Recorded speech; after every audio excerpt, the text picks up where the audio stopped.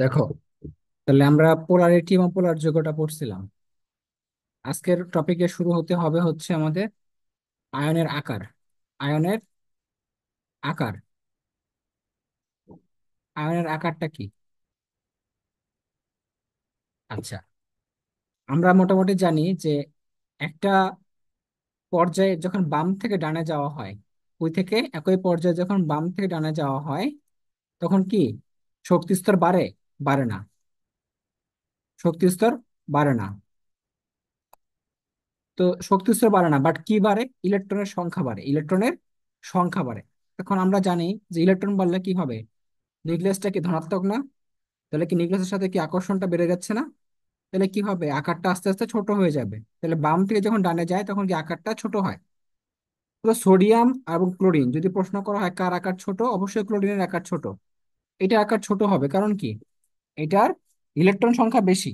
একই পর্যায়ের মৌল এবং ডান দিকের মৌল, ইলেকট্রন সংখ্যা বেশি, এজন্য কি আকারটাও ছোট। কিন্তু যদি তোমাকে বলা হয় যে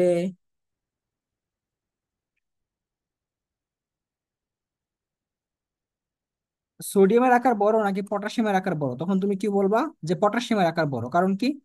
উপর থেকে নিচে গেলে কি বাড়ে? একটা করে শক্তি স্তর বাড়ে, একটা করে শক্তি স্তর বাড়ে। আর শক্তি স্তর বাড়লে কি হয়? তোমার আকারও বড় হয়। এটা আমরা মোটামুটি ছোট থেকে জানি। 19-এ পড়ছি আমরা এগুলো। এখন দেখো, যদি আয়নের আকার আসে, কিসের আকার? আয়নের আকার। এটাকে বলা হয় আইসো ইলেকট্রন। ধরো তোমাকে সোডিয়াম প্লাস দেওয়া আছে, ম্যাগনেসিয়াম 2 প্লাস দেওয়া আছে, নাইট্রোজেন 3 মাইনাস দেওয়া আছে, অক্সিজেন 2 মাইনাস দেওয়া আছে, ফ্লুরিন মাইনাস দেওয়া আছে, অ্যালুমিনিয়াম 3 প্লাস দেওয়া আছে। বলো তো কার আকার বড় এখানে? কার আকার বড় হইতে পারে একটু বলো তো।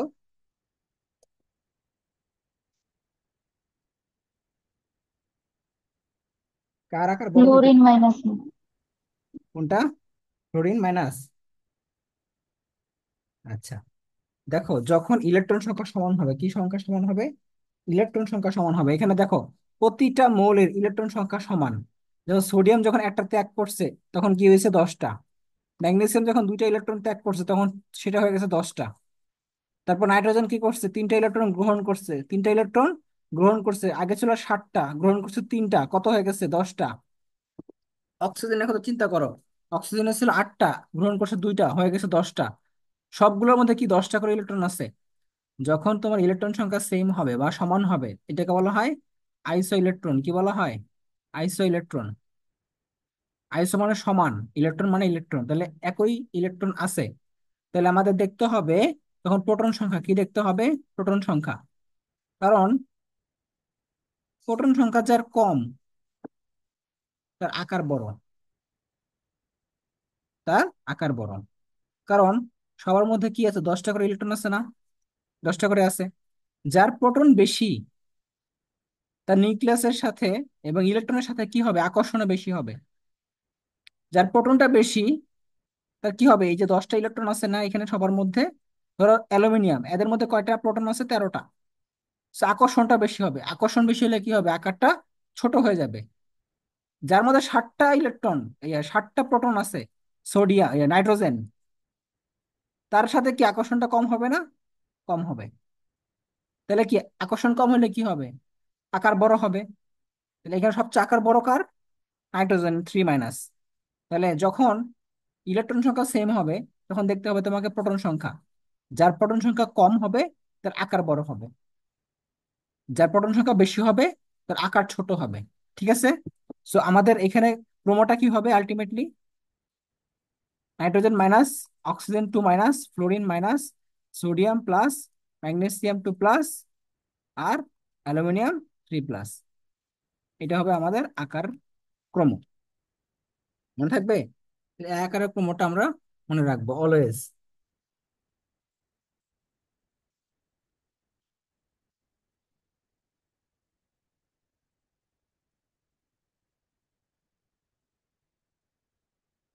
একটা জিনিস তোমাদের একটু গ্যাপ পড়ে গেছে, সেটা হচ্ছে কি, আচ্ছাদন প্রভাব নামে একটা কথা আছে। কি? আচ্ছাদন প্রভাব। আচ্ছাদন প্রভাবটা কি আসলে? আচ্ছা, আমরা জানি যে প্রত্যেকটা পরমাণুর মধ্যে কি থাকে?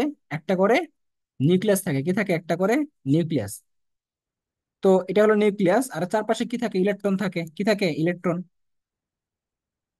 তো এই ইলেকট্রন কি করে, তোমার নিউক্লিয়াসকে আকর্ষণ করে, নিউক্লিয়াসের সাথে তার আকর্ষণটা থাকে, তাই না? আচ্ছা, যেসব পরমাণুতে কি আছে, অনেকগুলো ইলেকট্রন আছে, যেসব পরমাণুতে কি আছে, অনেকগুলো ইলেকট্রন আছে, যেমন তোমার যাদের মধ্যে দুইটা শক্তি স্তর, তাদের মধ্যে কি ইলেকট্রন সংখ্যা বেশি থাকে। যার মধ্যে তিনটা শক্তি স্তর, সেখানে কি থাকে, আরো বেশি থাকে। তো যেখানে কি থাকে, ইলেকট্রন সংখ্যা বেশি থাকে, তাদের সাথে কি আকর্ষণটাও কি হবে, বেশি হবে। ধরো তোমার আহ এই যে এটা ধরো, এখানে তোমার একটা পরমাণুর মধ্যে তোমার আছে হচ্ছে দুইটা ইলেকট্রন, আরেকটার মধ্যে আছে হচ্ছে আটটা ইলেকট্রন। তাহলে কি আকর্ষণ কোনটাতে বেশি হবে নিউক্লিয়াসের সাথে, বলো তো? যেটাতে বেশি ইলেকট্রন আছে। আচ্ছা, ইলেকট্রন যেখানে বেশি থাকে তার সাথে কি আকর্ষণটাও বেশি হয়। ঠিক আছে। আচ্ছা, যখন আমাদের শক্তি স্তর বাড়বে, তখন এই যে এইখানে একটা ফাঁকা ফাঁকা স্থান হয়, তাই না? এখানে ফাঁকা ফাঁকা স্থান হয়, ঠিক আছে, ফাঁকা ফাঁকা জায়গা থাকে কিছু, তাই না? এইসব ফাঁকা ফাঁকা জায়গায় কি থাকে জানো, কিছু পরিমাণ ইলেকট্রন থাকতে পারে। এই ইলেকট্রন গুলো কি করে জানো, বাধা দেয়, আকর্ষণ হইতে বাধা দেয়, এখানে বাধা প্রদান করে, আকর্ষণ হইতে বাধা প্রদান করে, এগুলো বাধা প্রদান করে যেখানে কি আছে, অনেকগুলো ইলেকট্রন সংখ্যা আছে। এই যে বাধা প্রদান করতেছে মাঝে মাঝে যে ইলেকট্রন গুলো আছে, এটাকে বলা হয় আচ্ছাদন প্রভাব। অর্থাৎ মধ্যবর্তী স্তরের, এই যে মধ্যবর্তী স্তরের যে কি আছে, এখানে ফাঁকা জায়গাগুলো আছে, এখানে যে ইলেকট্রন গুলো অবস্থান করে, এরা কি করে, বাধা দেয়। কাকে বাধা দেয়? ইলেকট্রন গুলোকে বাধা দেয়। কি করতে বাধা দেয়? আকর্ষণ হইতে বাধা দেয়। ঠিক আছে। আচ্ছা, এটাকে বলা হয় কি, আচ্ছাদন প্রভাব। তাহলে মনে রাখবা, আচ্ছাদন প্রভাব যদি বাধা দেয় আকর্ষণ হইতে, তাহলে কি, যে আচ্ছাদন প্রভাবটা বাড়ে, তাহলে কি হবে, আয়নীকরণ বিভবের মান কমে। অর্থাৎ ইলেকট্রন ত্যাগ করতে শক্তি কম লাগে। ঠিক আছে। কারণ যেহেতু তারা বাধা দিচ্ছে, তার মানে কি আকর্ষণটা কম হচ্ছে। আকর্ষণ কম হলে কি হবে, সহজে কি ইলেকট্রন ত্যাগ করতে পারবে কিনা বলো? সহজে ইলেকট্রন ত্যাগ করতে পারবে। সো আমাদের এই যে প্রতিটা শক্তি স্তর, এদের মধ্যবর্তী স্থানে যে ফাঁকা জায়গাটা আছে, এখানে কিছু পরিমাণ কি থাকে, ইলেকট্রন থাকতে পারে। যে কি করে, শক্তি স্তরের যে ইলেকট্রন গুলোকে আছে, এগুলোকে সে আকর্ষণ হতে বাধা দেয়, কার সাথে, নিউক্লিয়াসের সাথে। যার কারণে কি হয়, আকর্ষণটা কমে যায়। তখন কি, সহজে ইলেকট্রন ত্যাগ করতে পারে। তার মানে আচ্ছাদন প্রভাব বাড়লে, কি বাড়লে, আচ্ছাদন প্রভাব বাড়লে কি কমে, আয়নীকরণ শক্তি কমে, মানে ব্যস্তানুপাতিক সম্পর্ক, কি সম্পর্ক, ব্যস্তানুপাতিক সম্পর্ক। কারণ আয়নীকরণ বিভবের মান যদি হ্রাস পায়, তাহলে কি হবে বলতো, সহজে ইলেকট্রনটা ত্যাগ করতে পারবে। আর সহজে ইলেকট্রনটা ত্যাগ করতে পারলেই তো আমাদের লাভ, তাই না? তাহলে দেখবা, যেগুলোতে শক্তি স্তর বেশি, যেগুলোতে কি শক্তি স্তর বেশি, সেখানে কি বেশি হবে, আচ্ছাদন প্রভাবটা বেশি হবে। কারণ এখানে অনেকগুলো ফাঁকা স্থান আছে। হ্যাঁ, এই জন্য কি, শক্তি স্তর বাড়লে কি হয়, উপর থেকে নিচে গেলে কি হয়, আয়নীকরণ বিভবটা কমে না। কেন কমে? কারণ আচ্ছাদন প্রভাবটা বাড়ে আস্তে আস্তে। ঠিক আছে। আচ্ছা, এবার আকর্ষণটা কিন্তু আস্তে আস্তে কমে শক্তি স্তর বাড়লে। আচ্ছাদন প্রভাবের ইংলিশটা হচ্ছে কি, শিয়াল্ডিং ইফেক্ট। কি, শিয়াল্ড তৈরি করছে একটা। হ্যাঁ, শিয়াল্ডিং ইফেক্ট। শিয়াল্ড মানে কি, তোমার একটা খাঁচা বা বাধা, আচ্ছাদন, শিয়াল্ডিং ইফেক্ট। তাহলে এটা হলো আমাদের বোঝার বিষয় ছিল, এটা হলো আয়নীকরণ শক্তির সাথে একটা ব্যস্তানুপাতিক সম্পর্ক। আচ্ছা, এবার আসো গলনাঙ্ক ও স্ফুটনাঙ্ক। দেখো, গলনাঙ্ক এবং স্ফুটনাঙ্ক আসলে কি জিনিসটা। এটা হচ্ছে, আমরা জানি যে ধাতু যারা আছে, ধাতুরা কি একটু কঠিন ধরনের হয়, যার কারণে ধাতুদের কি বেশি হয়, গলনাঙ্ক স্ফুটনাঙ্কটা আস্তে আস্তে বেশি হয়। আর যারা কঠিন, কঠিন যারা আছে এতটা কি হয়, গলনাঙ্ক স্ফুটনাঙ্কটা বেশি হয়। যারা তরল তাদেরটা একটু কম হয়, আর যারা একদম গ্যাস তাদেরটা কি আরো কম হয়। তাহলে আমরা দেখো, আমরা একটা পড়ছি যে একই পর্যায়ে যখন বাম থেকে ডানে যায় তখন কি হয়, গলনাঙ্ক স্ফুটনাঙ্ক বাড়ে। আর একই গ্রুপের যখন উপর থেকে নিচে যায় তখন কি হয়, কমে। ঠিক আছে? তো আমরা এটা জানি, কিন্তু ব্যতিক্রম আছে কোন কোন জায়গায় বলো তো? ব্যতিক্রমটা আছে 17 নং গ্রুপে, এবং তোমার কি বলে এটাকে, 3 নং পর্যায়ে। কোন পর্যায়ে?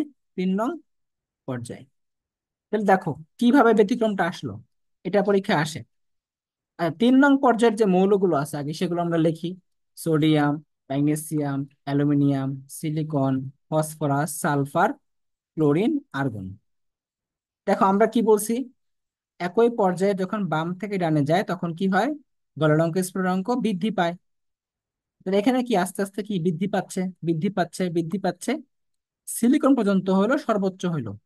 সিলিকন পর্যন্ত কি হলো, সর্বোচ্চ। তারপর আস্তে আস্তে কমতেছে, তারপর আস্তে আস্তে কি কমতেছে, কেন কমতেছে? দেখো ক্লোরিনটা কি গ্যাস না, আর্গনটা গ্যাস না? তাহলে গ্যাসের কি হয়, গলনাঙ্ক স্ফুটনাঙ্ক অনেক কম হয়, কারণ ওরা তো অলরেডি গ্যাস হিসেবে আছেই। So, এদের গলনাঙ্ক স্ফুটনাঙ্ক কি হবে, কম হবে। তাহলে মনে রাখবা যে 3 নং পর্যায়ে বাম থেকে ডানে যেতে যেতে কি সিলিকন পর্যন্ত কি হয়, গলনাঙ্ক স্ফুটনাঙ্ক সর্বোচ্চ হয়, গলনাঙ্ক ও স্ফুটনাঙ্ক সর্বোচ্চ হয়। পরে আস্তে আস্তে কি কমতেছে, কারণ কি আস্তে আস্তে গ্যাস হচ্ছে। দেখো সোডিয়াম ধাতু, ম্যাগনেসিয়াম ধাতু, অ্যালুমিনিয়াম ধাতু, সিলিকনটা কি অপধাতু। এই জন্য সিলিকনেরটা কি হয়, সর্বোচ্চ হয়। অপধাতু যেগুলো আছে এদের গলনাঙ্ক স্ফুটনাঙ্কের মান অনেক বেশি। অপধাতু কয়টা আছে বলো তো? অপধাতু আছে 6টা। কি কি ছিল? Boron, germanium, silicon, arsenic, antimony, bismuth. এগুলো হচ্ছে কি তোমার অপধাতু। সো এগুলোর কি হয়, গলনাঙ্ক স্ফুটনাঙ্কটা একটু বেশি হয়। যেমন ধরো সিলিকনের কথা চিন্তা করো, আমরা সিলিকনটা কোথায় পড়ছিলাম? সিলিকনের উৎসটা কই বলো তো? সিলিকনের উৎসটা হচ্ছে ভূত্বক। কোথায়? ভূত্বক। ভূত্বকে 28 ভাগ কি পাওয়া যায়, সিলিকন পাওয়া যায়। ভূত্বকে 28 ভাগ কি পাওয়া যায়, সিলিকন পাওয়া যায়। এছাড়া আমাদের যে বালিগুলো আছে, এই যে বালু, বালু তৈরি হয় কিভাবে, সিলিকন ডাইঅক্সাইড দিয়ে। আমাদের যে কাঁচ, কাঁচ, কাঁচ, অপটিক্যাল ফাইবার, হ্যাঁ, বালু, এগুলো তৈরি হয় কি দ্বারা, সিলিকন ডাইঅক্সাইড দ্বারা। তো দেখবা বালু এবং কাচের গলনাঙ্ক এবং স্ফুটনাঙ্কর মানটা অনেক বেশি। অনেক বেশি না? আমরা পড়ছিলাম না সিলিকন ডাইঅক্সাইডের পলিমারটা পড়ছিলাম না? সেখানে কি বলছিলাম, যে সিলিকন ডাইঅক্সাইডের গলনাঙ্কটা কত, 1610 ডিগ্রি সেলসিয়াস, এবং স্ফুটনাঙ্কটা কত, 2230 ডিগ্রি সেলসিয়াস। পড়ছিলাম না আমরা এটা? আচ্ছা, তাইলে যখন একই পর্যায়ের বাম থেকে ডানে যাচ্ছে তখন কি আস্তে আস্তে বাড়তেছে, বাড়তে বাড়তে বাড়তে সিলিকন পর্যন্ত কি হয়েছে, সর্বোচ্চ হয়েছে। পরে কি হইতেছে, আস্তে আস্তে কমতেছে। কারণ কি আস্তে আস্তে কই যাচ্ছে, গ্যাসের দিকে যাচ্ছে, আস্তে আস্তে গ্যাসের দিকে যাচ্ছে। এই জন্য কি তোমার গলনাঙ্ক এবং স্ফুটনাঙ্কটা কমতেছে। এটাই হলো ব্যাখ্যা। ঠিক তেমনি ভাবে আমরা যদি 17 নং গ্রুপের কথা চিন্তা করি, 17 নং গ্রুপে কি কি মৌল আছে, chlorine, chlorine, bromine, iodine, astatine. দেখো আমরা জানি উপর থেকে নিচে গেলে কি হয়, কমে। উপর থেকে নিচে গেলে কি হয়, কমে। কিন্তু খেয়াল করো প্রথম দুইটা হলো গ্যাস, প্রথম দুইটা গ্যাস না, ক্লোরিন গ্যাস, ক্লোরিন গ্যাস। এটার রংটা কি, ফিকে হলুদ। এটা হলো সবুজাভ হলুদ। ক্লোরিনটার রং কি, সবুজাভ হলুদ। ব্রোমিনের রং কি, লাল তরল। কি তরল, লাল তরল। অর্থাৎ এটা হলো তরল। প্রথম দুইটা হলো গ্যাস, এবং পরেরটা হলো কি, দুইটা কঠিন। তাহলে পরের দুইটা হলো কঠিন। এখন দেখো আমরা কি জানি, গ্যাসের গলনাঙ্ক স্ফুটনাঙ্ক কি হয়, অনেক কম হয়। তরলেরটা হয় একটু বেশি, এবং কঠিনেরটা হয় আরো বেশি। সো উপর থেকে যখন নিচে নামতেছে তখন কি হবে, গলনাঙ্ক স্ফুটনাঙ্ক বাড়তে থাকবে। এতটুকু হচ্ছে আমাদের মনে রাখতে হবে, যে ক্রমটা কি, সবচেয়ে বেশি হচ্ছে অ্যাস্টাটিন, পরে হচ্ছে আয়োডিন, তারপর ব্রোমিন, তারপর হচ্ছে তোমার ক্লোরিন, পরে হচ্ছে ক্লোরিন। এটা হচ্ছে তোমার 17 নং গ্রুপের গলনাঙ্ক এবং স্ফুটনাঙ্কের ক্রম। এটুকু বুঝতে পারছো?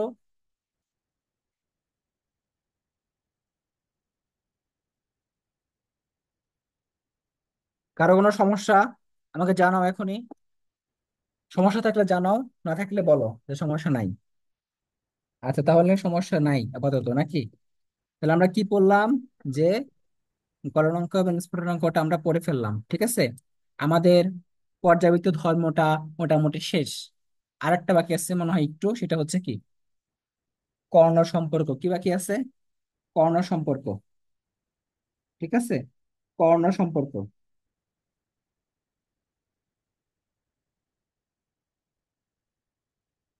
ঠিক আছে। আচ্ছা, এখন লেখো সবাই কর্ণ সম্পর্ক। এটা শুধুমাত্র কিসে আসে জানো? তোমার অবজেক্টিভে আসে, ঠিক আছে। শুধুমাত্র কিসে আসে? অবজেক্টিভে আসে।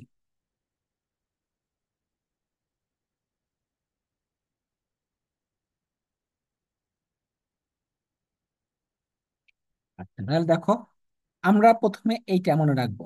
লিথিয়ামের নিচে কি আছে? লিথিয়ামের নিচে আছে সোডিয়াম। বেরিলিয়ামের নিচে কি আছে? ম্যাগনেসিয়াম। বোরনের নিচে কি আছে? তোমার অ্যালুমিনিয়াম। আর বোরনের পরে কার্বনের নিচে কি আছে? সিলিকন। কর্ণ সম্পর্ক কাদের মধ্যে হয়? কাদের মধ্যে বিদ্যমান বলো তো? যাদের মধ্যে কোন আছে, এই যে এইটা, এইটা, এইটা, লিথিয়াম, ম্যাগনেসিয়াম। এটা হিসাব করো কিভাবে জানো? লিথিয়ামের সাথে 9 যোগ করো। এটা না, এটা কয় নাম্বার বলো? 3 নাম্বার। 3 + 9 কত? 12। তাহলে 3-এর সাথে কার যুক্ত হবে কর্ণ সম্পর্ক? ম্যাগনেসিয়ামের। বেরিলিয়াম কয় নাম্বার?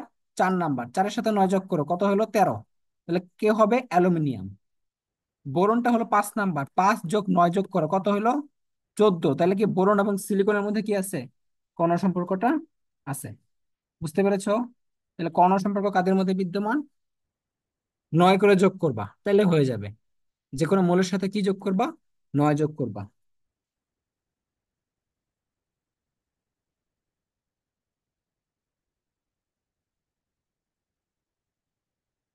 আচ্ছা, এখন আসো আমাদের রাসায়নিক বন্ধন সম্পর্কে জানি এবার একটু। রাসায়নিক বন্ধন। রাসায়নিক বন্ধন কয় প্রকার আমরা জানি? 4 প্রকার পড়ছিলাম। সেটা হচ্ছে কি, তোমার 4 প্রকারের মধ্যে ছিল আয়নিক, সমযোজী, সন্নিবেশ, ধাতব বন্ধন, ঠিক আছে। আচ্ছা, তাহলে আমরা একটু কোথায় চলে যাবো এখন? রাসায়নিক বন্ধন। আজকে আমাদের টপিকটা মেইনলি হচ্ছে কি, রাসায়নিক বন্ধন নিয়ে এবং হাইড্রোজেন বন্ধন নিয়ে। এই দুটো টপিক পড়লেই আমাদের শেষ। হয়তো 11টা বাজতে পারে আজকে, কিছু করার নাই, 11টার কমই হয়ে যাবে আশা করি। আহ আমাদের এই অধ্যায়ের কিন্তু ম্যাক্সিমাম টপিকই শেষের দিকে। রাসায়নিক বন্ধনটা পড়বো, হাইড্রোজেন বন্ধনটা পড়বো। এই দুটো টপিক বাকি, পোলার আয়নটা বাকি, এবং তোমার সংকরণটা বাকি। তাহলে আমাদের অধ্যায় শেষ, ঠিক আছে। তাহলে দেখো, আমরা রাসায়নিক বন্ধন পড়ার পরে, রাসায়নিক বন্ধন, তারপরে পোলার আয়ন, হাইড্রোজেন বন্ধন, এগুলো পড়ার পরে এই অধ্যায়ের একটা এক্সাম নিব, ঠিক আছে। যেহেতু এই অধ্যায়টা অনেক বড়, সো তোমাকে কি করতে হবে? অর্ধেক অর্ধেক করে এক্সাম দিতে হবে।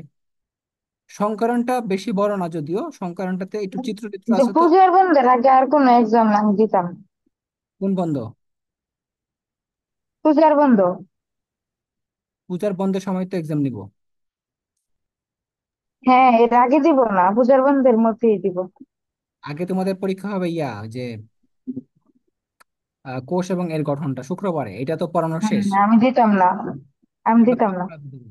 ফাইজলামি করো না। আমার রবিবারের থেকে সিটি। আর রবিবারে তো এই অধ্যায়টা আছে নাকি?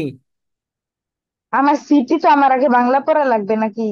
বাংলা পড়া লাগবে না, বাংলা না পড়লেও হয়। আমি ফেল করব পরে।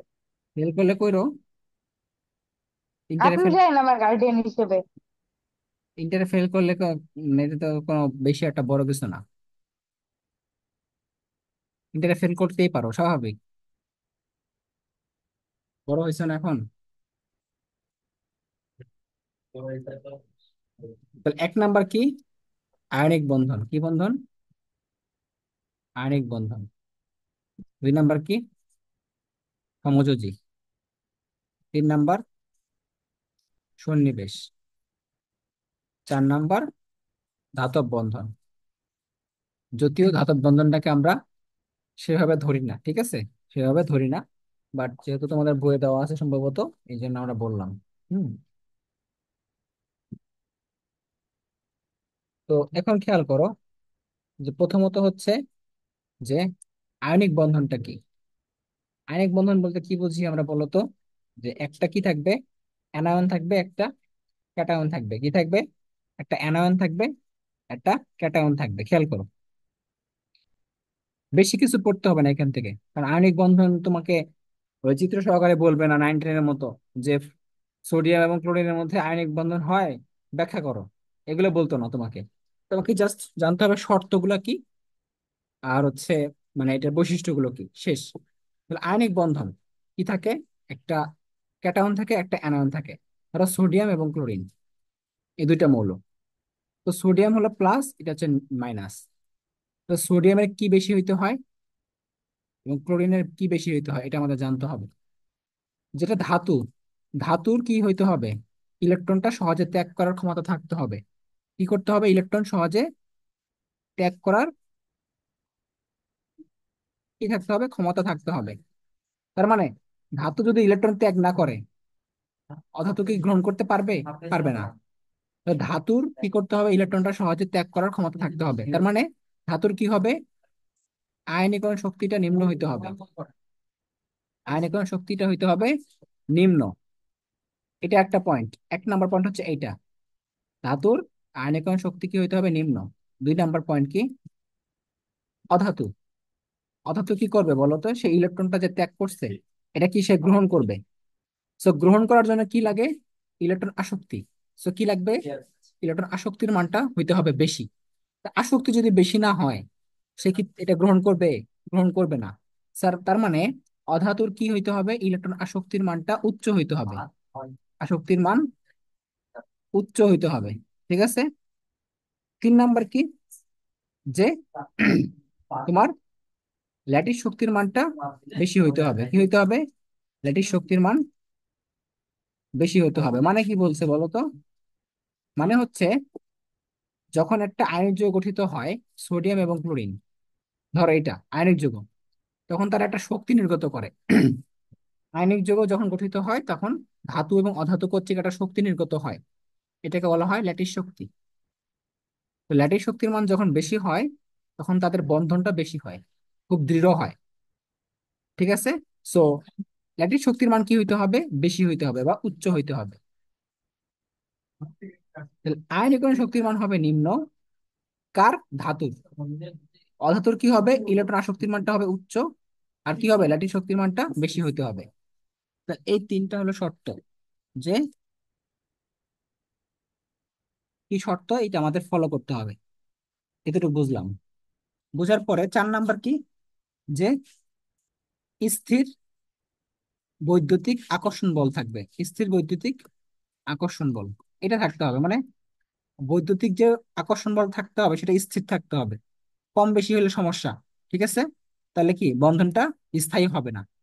হুম। স্থির বৈদ্যুতিক আকর্ষণ বল থাকতে হবে, এটা হলো 4 নাম্বার। এই চারটা হলো শর্ত। তাহলে প্রথম শর্তটা বুঝছো কি? ধাতু সহজে কি করতে হবে? ইলেকট্রনটা ত্যাগ করার মনোভাব থাকতে হবে। তার মানে আয়নীকরণ শক্তির মানটা কম হইতে হবে। ঠিক আছে। আচ্ছা। আর অধাতুর কি হইতে হবে? আসক্তি বেশি হইতে হবে। ইলেকট্রনটা গ্রহণ করার আসক্তি, প্রবণতা বেশি হইতে হবে। ঠিক আছে। আর পরেরটুকুতে বললাম ল্যাটিস শক্তি এবং স্থির বৈদ্যুতিক আকর্ষণ বল। এই চারটা হলো শর্ত। এই চারটা কি? শর্ত।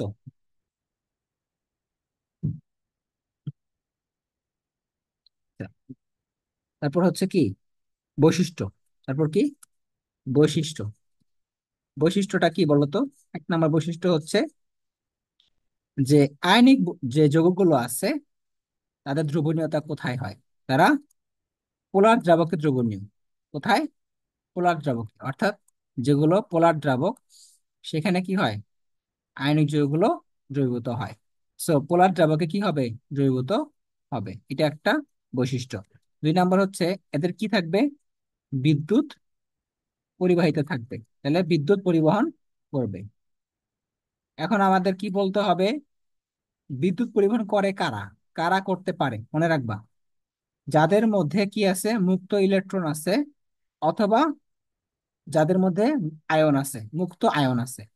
বিদ্যুৎ পরিবহন তারাই করতে পারে যাদের মধ্যে কি আছে? মুক্ত ইলেকট্রন আছে, মুক্ত ইলেকট্রন মানে কি? একটা ধাতুর মধ্যে যদি চলাচল করে ইলেকট্রন মুক্ত হবে, তাহলে সে কি করতে পারে? বিদ্যুৎ পরিবহন করতে পারে। আর যদি আয়ন থাকে, পজিটিভ আয়ন এবং নেগেটিভ আয়ন, অর্থাৎ ক্যাটায়ন থাকে এবং অ্যানায়ন থাকে, মানে চার্জ থাকে, তাহলে তারা কি করতে পারে? বিদ্যুৎ পরিবহনটা করতে পারে। এই দুটো হলো শর্ত। কিসের শর্ত? বিদ্যুৎ পরিবহনের শর্ত। ঠিক আছে। 3 নাম্বার কি? গলনাঙ্ক ও স্ফুটনাঙ্কটা কি হয়? উচ্চ হয়। কি হয়? উচ্চ। উচ্চ মানে কি? দেখুন, সোডিয়াম ক্লোরাইড যখন যৌগ গঠন করলো, একটা পজিটিভ একটা নেগেটিভ, সোডিয়ামটা কিন্তু কি ছিল? একটা সোডিয়াম ধাতু কখনো দেখছো? দেখলে বুঝবা যে এটা কিন্তু অনেক নরম, এবং এটা কিন্তু ছুরি দিয়ে কাটা যায়। সোডিয়ামটা কি? ছুরি দিয়ে কাটা যায়। ক্লোরিনটা কি? গ্যাস। কিন্তু যখন তারা যৌগ গঠন করলো, তখন তারা কি হয়ে গেল? কঠিন হয়ে গেল। কি হয়ে গেল? কঠিন। লবণটা কি কঠিন না? লবণটা কিন্তু কঠিন, ক্যালাস। কঠিন, ক্যালাস। সো এটাকে ভাঙতে কি লাগে? তাপমাত্রা অনেক বেশি দিতে হয়। কারণ NaCl এর গলনাঙ্ক কত? 801 ডিগ্রি সেলসিয়াস। কত? 801 ডিগ্রি। এবং এবং কি স্ফুটনাঙ্ক কত? স্ফুটনাঙ্কটা হচ্ছে 1470 ডিগ্রি, 1470 ডিগ্রি সেলসিয়াস। তাহলে গলনাঙ্কটা হচ্ছে 801, স্ফুটনাঙ্কটা হচ্ছে 1470 ডিগ্রি। তো এটা আমাদের মনে রাখবো, হ্যাঁ, যে গলনাঙ্ক কত এবং স্ফুটনাঙ্কটা কত। তাহলে খেয়াল করো, আমরা কি পাইলাম? যে এগুলোর বৈশিষ্ট্যগুলো পাইলাম। 3টা বৈশিষ্ট্য: ওগুলা দ্রাবকে দ্রবীভূত হবে, বিদ্যুৎ পরিবাহিতা থাকবে, এবং গলনাঙ্ক এবং স্ফুটনাঙ্কটা হবে উচ্চ। এই 3টা হলো বৈশিষ্ট্য। এই 3টা বৈশিষ্ট্য থেকে প্রশ্ন আসে, নিচের কোনটি সঠিক, নিচের কোনটি ভুল। অথবা তোমাদের বহুপদী গুলো আছে না, হাজার স্যারের বই দেখবা যে 3টা বহুপদী আছে। এটার উপরে 3টা বহুপদী আছে। ঠিক আছে। আচ্ছা, এটা গেল। এখন আসো হচ্ছে সমযোজী। সমযোজী মানে কি? সমযোজী মানে হচ্ছে তোমার দুইটা অধাতু কি করবে? দুইটা অধাতু কি করবে? ইলেকট্রন শেয়ার করবে। কি করবে? ইলেকট্রন শেয়ারের মাধ্যমে যে বন্ধনটা গঠন করে, এটা হচ্ছে কি? সমযোজী বন্ধন। তাহলে সমযোজী বন্ধন গঠন করে কারা? যারা অধাতু। যারা কি? অধাতু। যারা হচ্ছে অধাতু, তারা হচ্ছে কি করে? সমযোজী বন্ধনটা গঠন করতে পারে। মনে থাকবে। তাহলে যারা অধাতু কিসের মাধ্যমে করবে? ইলেকট্রন শেয়ারের মাধ্যমে। ইলেকট্রন শেয়ারের মাধ্যমে। যেমন ধরো পানি। পানির মধ্যে কি, যে অক্সিজেনের তোমার ইলেকট্রন কটা? শেষ কক্ষপথে 6টা। কয়টা? 6টা। 6টা। ঠিক আছে। তার মধ্যে কি এখন হাইড্রোজেন আসবে, একটা করে হাইড্রোজেন, একটা করে হাইড্রোজেন। তখন কি তোমার অক্সিজেনের ইলেকট্রন একটা দিবে, হাইড্রোজেন দিবে একটা, অক্সিজেন দিবে একটা, হাইড্রোজেন দিবে একটা। ঠিক আছে। এইভাবে কি করে তারা বন্ধন গঠন করে। অর্থাৎ কিসের মাধ্যমে করবে? ইলেকট্রন শেয়ারের মাধ্যমে। ইলেকট্রন শেয়ারের মাধ্যমে তারা কি করবে? বন্ধনটা গঠন করবে। মনে থাকবে। আচ্ছা, সমাজযোজী বন্ধন কয় প্রকার আমাদের জানতে হবে। সমাজযোজী বন্ধন কয় প্রকার? সমাজযোজী বন্ধন কয় প্রকার বলো তো? সমাজযোজী বন্ধন কয় প্রকার? আচ্ছা, এটা আমরা দুই ভাবে পড়বো, দুই ভাবে। ঠিক আছে। একটা হচ্ছে অধিক্রমণের ভিত্তিতে। অধিক্রমণের ভিত্তিতে দুই প্রকার। কয় প্রকার? দুই প্রকার। একটা হলো সিগমা বন্ধন, সিগমা বন্ধন। একটা হচ্ছে পাই বন্ধন। তোমরা সিগমা বন্ধন এবং পাই বন্ধনের নাম শুনছো, তাই না? সিগমা মানে কি? একক বন্ধন। সিগমা মানে কি? একক বন্ধন। আর পাই মানে হচ্ছে দ্বিবন্ধনও হইতে পারে, ত্রিবন্ধনও হইতে পারে। সিগমা বন্ধনটা কি হয়? একক বন্ধন।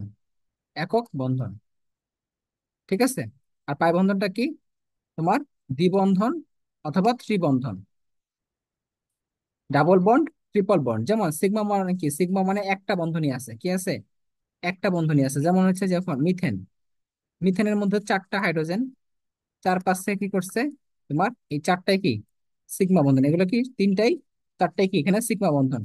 কার্বন দিছে একটা ইলেকট্রন, হাইড্রোজেন দিছে একটা, কার্বন দিছে একটা, হাইড্রোজেন দিছে একটা, কার্বন দিছে একটা, হাইড্রোজেন দিছে একটা, কার্বন দিছে একটা, হাইড্রোজেন দিছে একটা।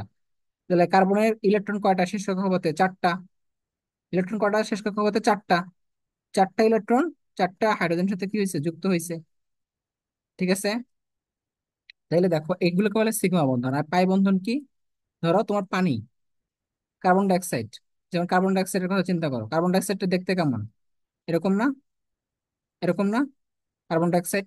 এই যে এটা হলো সিগমা, একটা হলো সিগমা, একটা হলো পাই। একটা সিগমা একটা পাই, এটা হলো পাই, একটা হলো সিগমা। ঠিক আছে।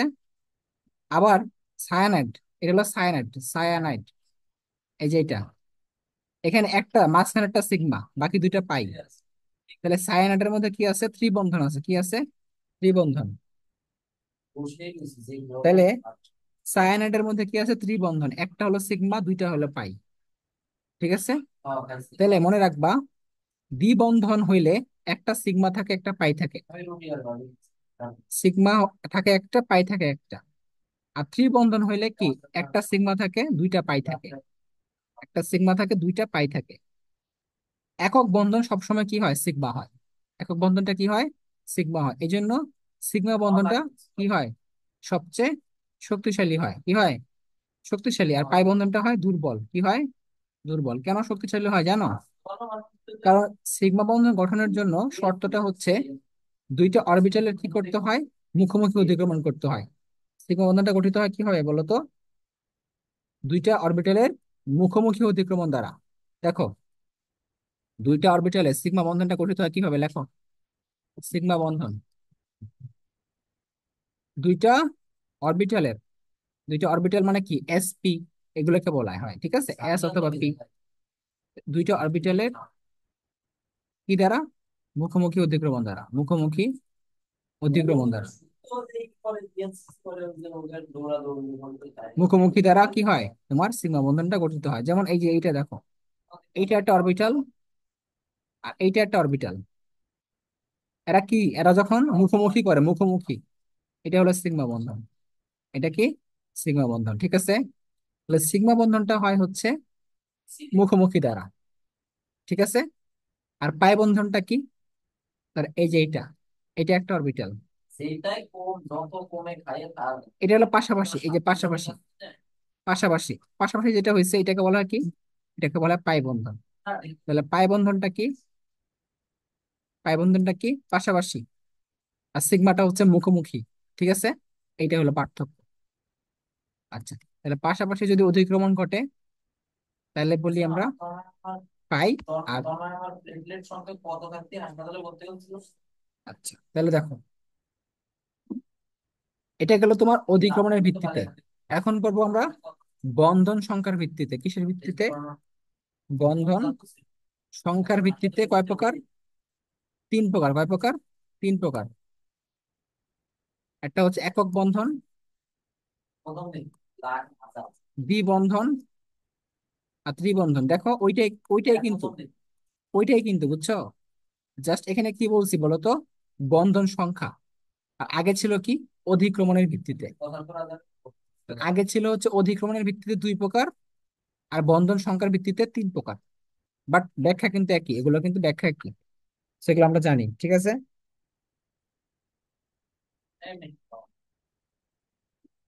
তাহলে ত্রিবন্ধন কাদের মধ্যে হয়, যেমন নাইট্রোজেনের মধ্যে কি আছে, ত্রিবন্ধন আছে। সায়ানাইডের মধ্যে কি আছে, ত্রিবন্ধন আছে। বুঝতে পারছো, দ্বিবন্ধন কই আছে, অক্সিজেনের মধ্যে আছে। ঠিক আছে, এগুলো মনে রাখবো। এবার আসো হচ্ছে তোমার আয়নিক গেল, সমযোজী গেল, আর বাকি আছে কি, সন্নিবেশ। কি বাকি আছে, সন্নিবেশ। সন্নিবেশটা কি বলতো, সন্নিবেশটা হচ্ছে খুবই সহজ, একদম সহজ, জিনিসটা বুঝো। ধরো এই একটা যৌগ, তার নাম অ্যামোনিয়া, আর এই একটা যৌগ, তার নাম হচ্ছে BF3। ঠিক আছে, এই যৌগটার নাম হচ্ছে অ্যামোনিয়া, এটার নাম হচ্ছে বোরন ট্রাইফ্লোরাইড। বোরন ট্রাইফ্লোরাইড মানে তিনটা কি আছে, ফ্লোরিন আছে, তাহলে নাম কি, বোরন ট্রাইফ্লোরাইড। আচ্ছা, তোমরা কিভাবে মনে রাখবা যে এখানে অষ্টক পূর্ণ আছে নাকি অষ্টক অপূর্ণ আছে, এটা আগে শিখে নিই। অষ্টক পূর্ণ নাকি অষ্টক অপূর্ণ, কোনটা আছে, পূর্ণ নাকি অপূর্ণ, এটা বোঝার উপায় কি, এটা বোঝার উপায় হচ্ছে যেগুলো আয়নিক যৌগ, যেগুলো কি যৌগ, আয়নিক যৌগ, তাদের ক্ষেত্রে আমাদের কি করতে হবে। ধরো বোরন, বোরনের ইলেকট্রন কয়টা বলো তো, শেষ কক্ষপথে ইলেকট্রন কয়টা? তিনটা। বোরন 5 নাম্বার মৌল না? তো 1s2, 2s2, 2p1, তাহলে কয়টা আছে ইলেকট্রন? তিনটা। এক আর দুই, তিনটা। তিনটা ইলেকট্রন কি করছে তোমার? তিনটা ফ্লোরিনের সাথে, এই একটা ফ্লোরিন ইলেকট্রন দিল একটা, বোরন দিল একটা, ইলেকট্রন দিল একটা, বোরন দিল একটা, ফ্লোরিন দিল একটা, বোরন দিল একটা। তাহলে দেখো এদের বন্ধন জোড় ইলেকট্রন কয়টা হইলো মোট? ছয়টা। কয়টা? ছয়টা। তাহলে এরা কিন্তু অষ্টক অপূর্ণ আছে। কি আছে? অষ্টক অপূর্ণ। অষ্টক অপূর্ণ আছে। কিভাবে বুঝলা? কারণ তাদের বন্ধন জোড়ে কয়টা ইলেকট্রন? ছয়টা। লাগবে কয়টা পূর্ণ হইতে? আটটা। তাহলে কি মোট কয়টা লাগে? আর দুইটা লাগে না? এখন যাদের মধ্যে অষ্টক অপূর্ণ থাকে তারা কি চায়? যে আমরা অষ্টকটা পূর্ণ করি, তাই তো চাবে, তাই তো? এই যে অ্যামোনিয়া, অ্যামোনিয়ার মধ্যে কি আছে? একটা একটা মুক্তজোড় আছে। একটা কি আছে? মুক্তজোড়। কিভাবে বুঝলাম মুক্তজোড় আছে? কারণ অ্যামোনিয়ার নাইট্রোজেন যখন কি করে, তিনটা হাইড্রোজেনের সাথে যুক্ত হয়, নাইট্রোজেন দেয় একটা ইলেকট্রন, হাইড্রোজেন দেয় একটা, নাইট্রোজেন দেয় একটা, হাইড্রোজেন দেয় একটা, নাইট্রোজেন দেয় একটা, হাইড্রোজেন দেয় একটা। তাহলে বলো তো নাইট্রোজেন মানে কি? 2p3, 2s2। থাকে কয়টা ইলেকট্রন? 2 যোগ 3, পাঁচটা। কয়টা ইলেকট্রন থাকে? পাঁচটা। এগুলো যোজ্যতা ইলেকট্রন। কি ইলেকট্রন? যোজ্যতা ইলেকট্রন। এটা কি তিনটা বন্ধন গঠন করছে, আর কি দুইটা ফাঁকা আছে না? ওর মধ্যে কিন্তু মুক্তজোড় আছে একটা। মুক্তজোড় মানে কি? যাদের মধ্যে ইলেকট্রনটা কাজে লাগেনি।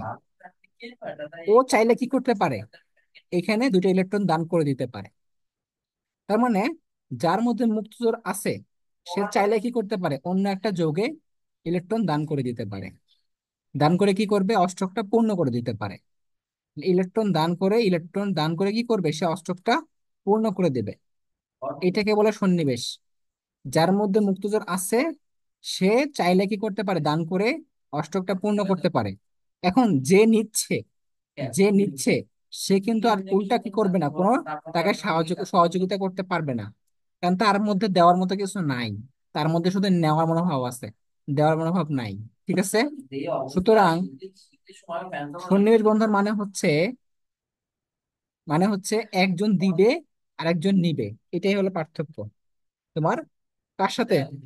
সমযোজীর সাথে। সমযোজী মানে কি? সমযোজী মানে দুইজনই দিবে, দুইজনই কি শেয়ার করবে। আর সন্নিবেশ মানে হচ্ছে একজন দিবে আর একজন শুধুমাত্র নিবে, সে কোনো কিছু দিবে না। ঠিক আছে? এটাই হলো পার্থক্য। বুঝতে পারছো? আচ্ছা, এখন আমরা একটু, তাহলে এটা আমাদের ব্যাখ্যা আসে যে, ব্যাখ্যাটা কি আসে জানো? যে অ্যামোনিয়া ও BF3 কি করে? সন্নিবেশ বন্ধন গঠন করে। ব্যাখ্যা করো। তো ব্যাখ্যা করার জন্য আমাদের কি লাগবে? প্রথমে সংজ্ঞাটা লাগবে। সংজ্ঞাটা দেওয়ার পরে আমরা বলবো যে বোরন ট্রাইফ্লোরাইড এখানে কি আছে? অষ্টক অপূর্ণ আছে। বন্ধন জোড়ে কি আছে? অষ্টক অপূর্ণ আছে। এবং অ্যামোনিয়ার মধ্যে কি আছে? একটা মুক্ত জোড় আছে। So সে কি করবে? বোরন ট্রাইফ্লোরাইডকে এই মুক্ত জোড়টা দান করে দেবে। ঠিক আছে? দান করে দেবে। এই যে দান করতেছে, হ্যাঁ, দান করার মাধ্যমে কি হচ্ছে বলো তো? অষ্টকটা পূর্ণ হয়ে যাচ্ছে। এটাকে বলা হয় সন্নিবেশ বন্ধন। তখন কি আমরা চিত্রটা আঁকলাম না একটু আগে? চিত্রটা এটা দিয়ে দিবা তাহলে হয়ে যাবে। ঠিক আছে? আচ্ছা, তোমরা জানো যে অ্যামোনিয়াম আয়নটা কিভাবে তৈরি হয় জানো? অ্যামোনিয়াম আয়নটা আমরা একটু দেখাই দেই। তাহলে আমরা একটু আগে কি বললাম? যে NH3, এটার নাম কি? অ্যামোনিয়া। অ্যামোনিয়ার মধ্যে কি থাকে? একটা একটা কি থাকে? মুক্তজোড় থাকে। একটা কি থাকে? একটা মুক্তজোড় থাকে। ঠিক আছে? এটা বুঝলাম। এখন হাইড্রোজেন কি করে জানো? হাইড্রোজেন হচ্ছে একটা ইলেকট্রন ত্যাগ করে। ত্যাগ করে কি হয়? H+ হয়। কি হয়? H+। একটা হাইড্রোজেন কি করলো? ইলেকট্রন ত্যাগ করে H+ হলো। কি হলো? H+। এখন বলো তার মধ্যে কি কোনো ইলেকট্রন আছে? এর মধ্যে কোনো ইলেকট্রন নাই। কিভাবে নাই? একটা ছিল ইলেকট্রন, একটা ত্যাগ করে দিছে। সো তার মধ্যে ইলেকট্রন নাই, জিরো। এখন অ্যামোনিয়া কি করবে? যে আমার কাছে তো তোমার দুইটা ইলেকট্রন আছে, তা আমি তোমাকে দুইটা ইলেকট্রন দিয়ে দিই। ঠিক আছে? তাহলে NH3 কি করবে তখন? এই দুইটা ইলেকট্রন কাকে দিবে? H+ কে দিবে। দিয়ে দিবে দিয়ে কি তৈরি করবে বলো তো? অ্যামোনিয়াম আয়ন তৈরি করবে। কি তৈরি করবে? অ্যামোনিয়াম আয়ন তৈরি করবে। এটা হলো অ্যামোনিয়াম আয়ন তৈরি করার প্রক্রিয়া।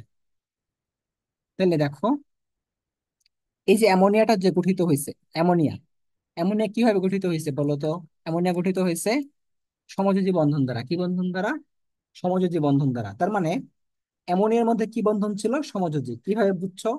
কারণ অ্যামোনিয়া দিছে একটা ইলেকট্রন, হাইড্রোজেন দিছে একটা, অ্যামোনিয়া দিছে একটা, হাইড্রোজেন দিছে একটা, অ্যামোনিয়া দিছে একটা, হাইড্রোজেন দিছে একটা। তার মানে কি?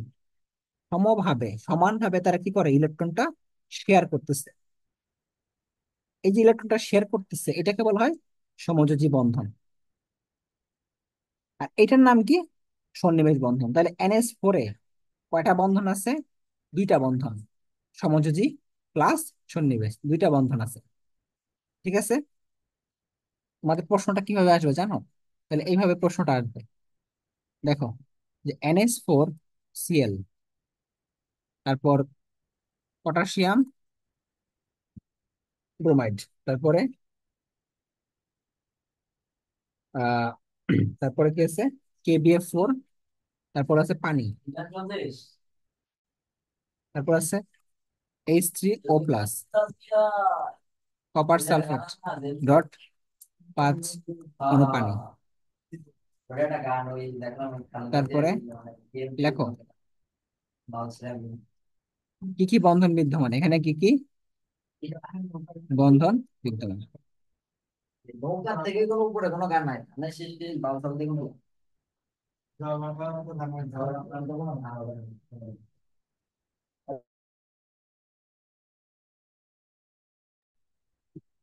এই যৌগগুলোতে কি কি বন্ধন বিদ্যমান, এগুলো আমাদের একটু বের করার প্রসেস জানতে হবে। ঠিক আছে, প্রসেসটা আমরা বলি এখন। ফার্স্ট অফ অল দেখো, NH4Cl, একটা একটা করে লিখি। হ্যাঁ, অ্যামোনিয়াম ক্লোরাইড, এটাকে বলা হয় কি? Ammonium chloride. Ammonium chloride, NH4Cl। এখানে কি বন্ধন আছে? আয়নিক। আয়নিক বন্ধন আছে। কিভাবে বুঝছো? কারণ এটা পজিটিভ, এটা নেগেটিভ প্রান্ত। তাহলে এখানে কি বন্ধন আছে? আয়নিক বন্ধন। Hello, hello. হ্যাঁ, বলো।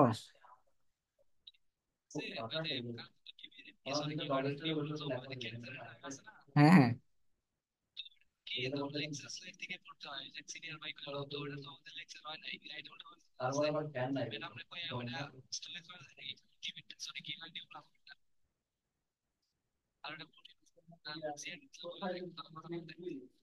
আচ্ছা, কই বলতেছি। ঠিক আছে।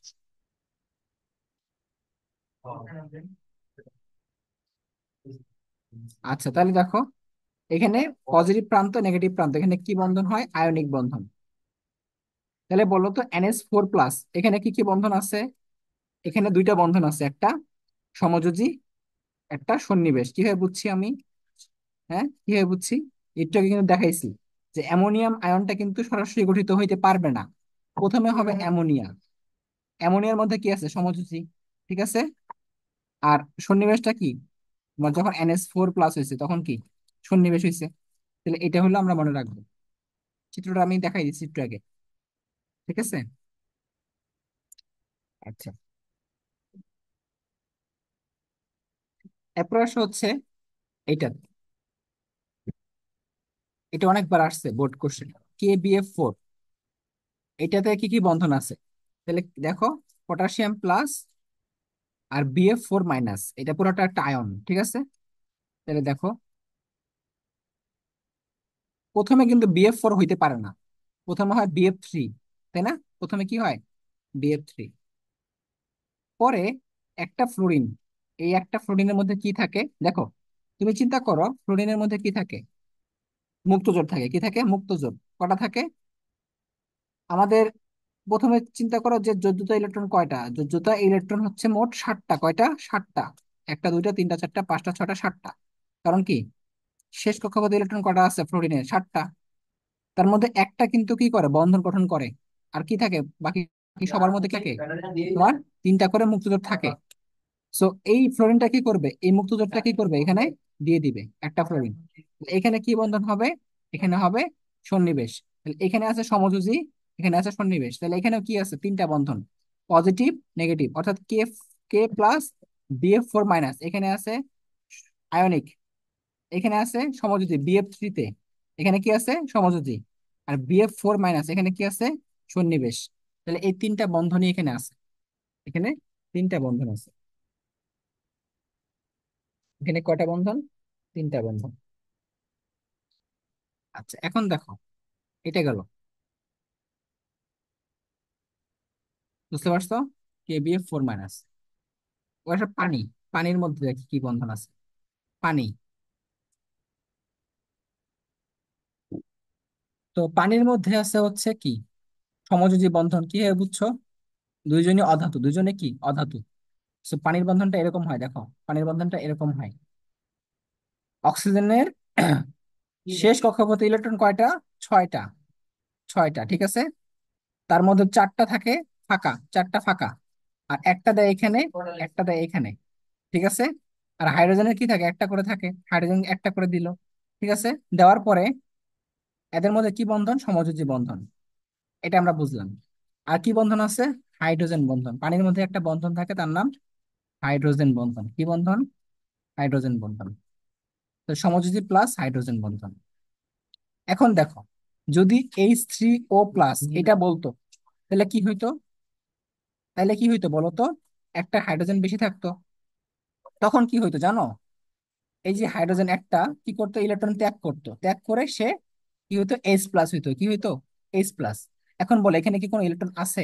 ইলেকট্রন কিন্তু নাই এখানে কোনো। সো তার মধ্যে দুইটা ইলেকট্রন দরকার। তখন কি করবে? এই যে পানির মধ্যে কি আছে? মুক্তজোর আছে দুইটা, দুইটা কি আছে? মুক্তজোর, উপরে নিচে দুইটা মুক্তজোর আছে।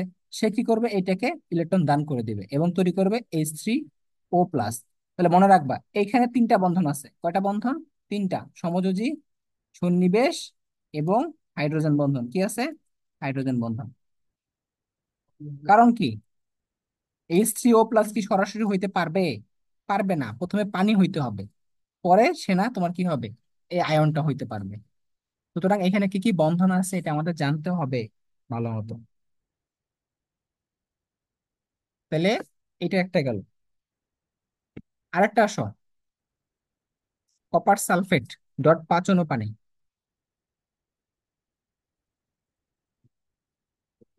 কপার সালফেট ডট 5 অনুপানি, এটাকে বলা হয় কি বলতো? Blue vitriol. কি বলা হয়? Blue vitriol.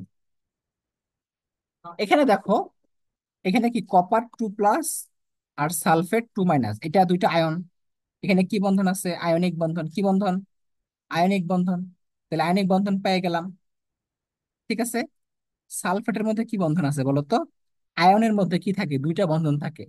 যে কোনো এই যে যৌগমূলক, এগুলো হলো যৌগমূলক, এগুলো কি এক একটা যৌগমূলক। এগুলোতে কি কি বন্ধন থাকে? দুইটা বন্ধন থাকে, একটা হচ্ছে সমযোজী, একটা হলো সন্নিবেশ। তাহলে এখানে কি বন্ধন আছে? সমযোজীও আছে প্লাস সন্নিবেশও আছে, ঠিক আছে। আর এখানে কি আছে? পানি আছে। পানির মধ্যে কি বন্ধন আছে? হাইড্রোজেন বন্ধন আছে। কি আছে? হাইড্রোজেন বন্ধন। তাহলে এখানে চার প্রকার বন্ধন আছে। কয় প্রকার? চার প্রকার। একটা আয়নিক, একটা সমযোজী, একটা সন্নিবেশ, আর একটা হাইড্রোজেন বন্ধন। তাহলে ব্লু ভিট্রিয়াল, এটা যদি পানি থাকে তাহলে চার প্রকার আছে।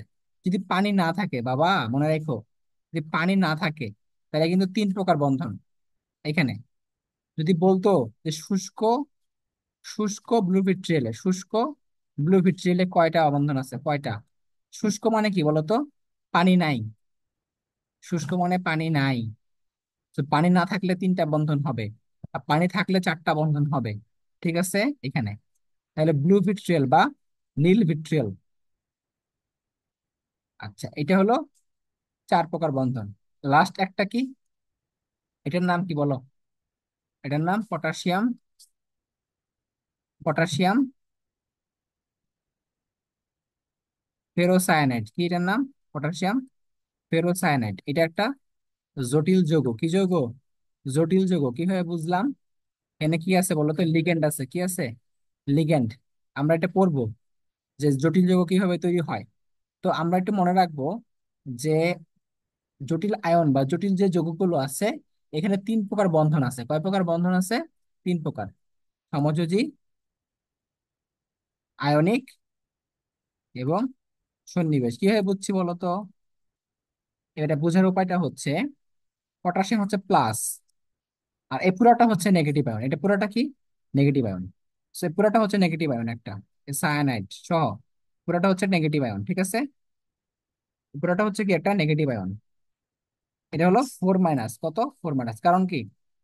এই যে এটা যোজনী, কত যোজনী হচ্ছে 4, এই যে যোজনী 4। তো কি হবে? 4 মাইনাস পটাশিয়াম প্লাস, আর এটা হচ্ছে 4 মাইনাস, এখানে কি বন্ধন? আয়নিক বন্ধন।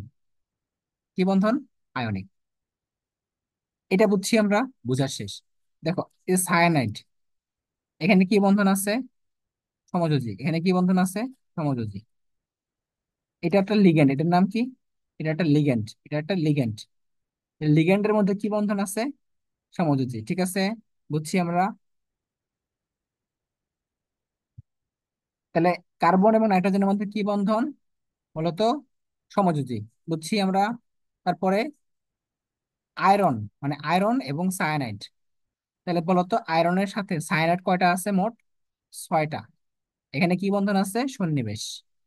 তাহলে মনে রাখবা, লিগেন্ডের সাথে, লিগেন্ডের সাথে যখন কোনো মৌল যুক্ত হয়, সেখানে কি বন্ধন থাকে? সন্নিবেশ। লিগেন্ডের সাথে, লিগেন্ডের সাথে, লিগেন্ডের সাথে কোনো মৌল, কোনো মৌল যুক্ত হলে তাকে বলা হয়, কি বলা হয়? সন্নিবেশ বন্ধন। খেয়াল করো, অবজেক্টিভের জন্য খুবই ইম্পর্টেন্ট এগুলো। হ্যাঁ, কোথায় কি বন্ধন আছে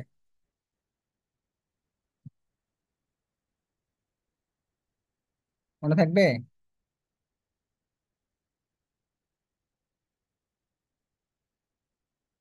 আচ্ছা, এখন দেখো, আমাদের মধ্যে আজকে, আজকে লাস্ট টপিকটা হচ্ছে হাইড্রোজেন বন্ধন। এটা কি?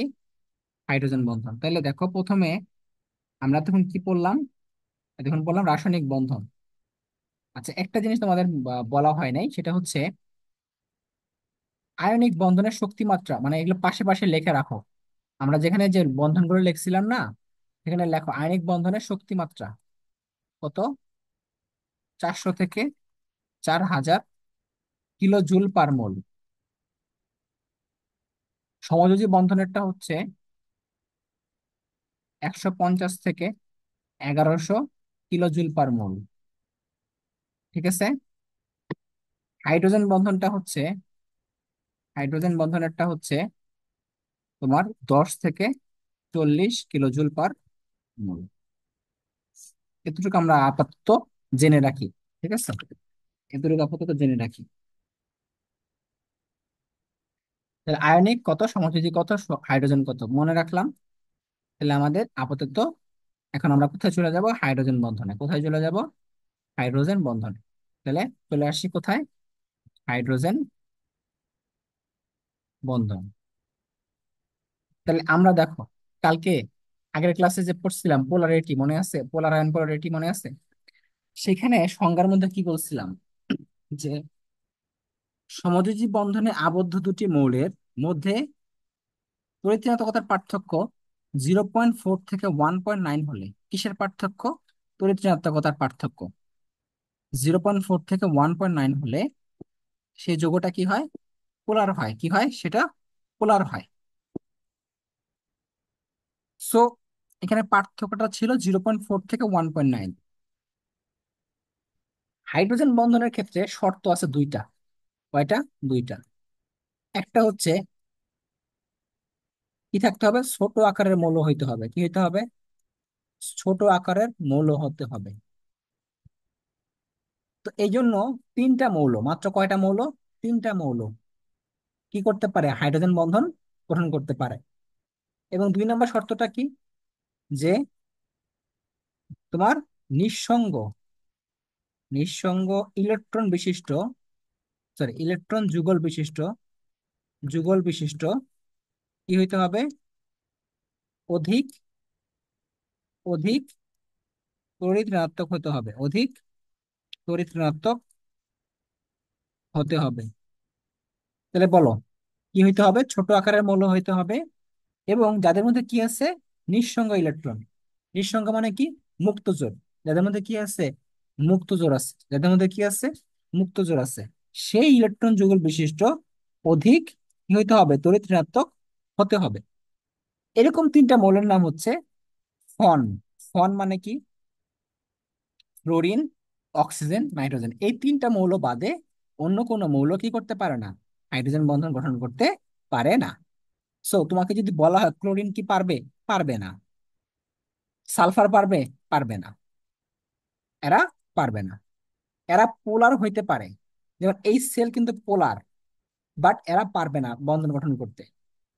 তারপর দেখো H2S, এরাও কিন্তু পোলার, কিন্তু এরা পারবে না। পারবে কারা? যাদের মধ্যে ফ্লোরিন আছে, তাদের মধ্যে অক্সিজেন আছে, অথবা নাইট্রোজেন আছে। যেমন দেখো হাইড্রোজেন ফ্লোরাইড, এটা পোলার। এটা কি? পোলার। প্লাস কি গঠন করে? হাইড্রোজেন বন্ধনও গঠন করে থাকে। সো H2O মানে পানি, এটা কি? পোলার। প্লাস কি গঠন করে? হাইড্রোজেন বন্ধনটা গঠন করে। NH3, এটা পোলার।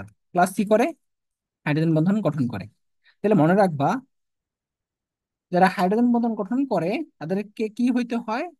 পোলার হইতে হয়। কি হইতে হয়? পোলার হইতে হয়। বাট সকল পোলার যৌগ কি তৈরি করতে পারবে? পারবে না।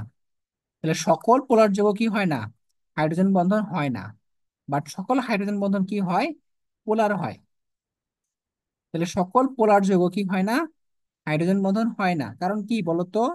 কারণ আকার ছোট হইতে হবে এবং নিঃসঙ্গ ইলেকট্রন যুগল বিশিষ্ট অধিক তড়িৎ মৌল হইতে হবে। শর্ত দুইটা যদি না মানে, তাহলে কি হইতে পারবে না? হাইড্রোজেন বন্ধন গঠন করতে পারবে না। তাহলে সংজ্ঞাটার মধ্যে কি আছে বলতো? সংজ্ঞাটা আমরা একটু লিখে ফেলি। যে সংজ্ঞাটার মধ্যে কি লিখবো বলতো? যে সংজ্ঞাটা লেখো, হাইড্রোজেন পরমাণু যখন অধিক তড়িৎ